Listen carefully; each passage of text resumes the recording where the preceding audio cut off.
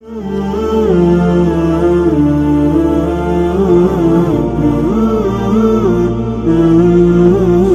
kalau ujak umrah mati itu hanya dengan ujak wajib buat baik-baik mati dosa, karena yang harus diusahakan berlepas haji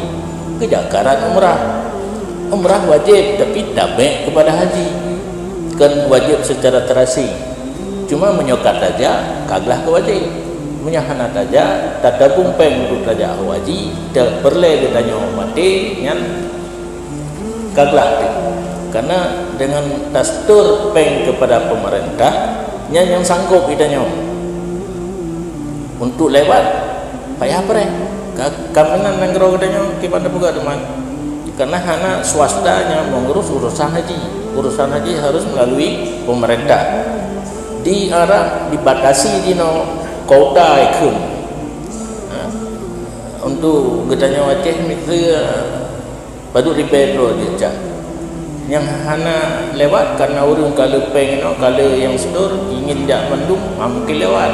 maka dibatasi kesanggupan katanya sedur peng 25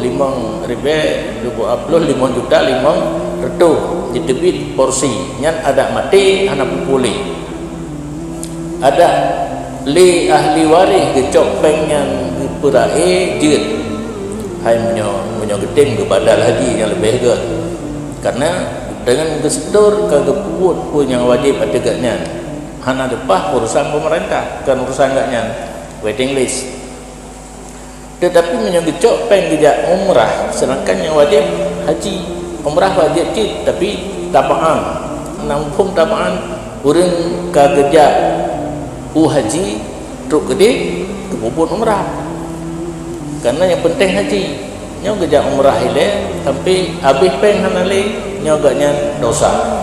karena tinggal haji yang hajinya pun wajib kagak habis peng untuk umrah.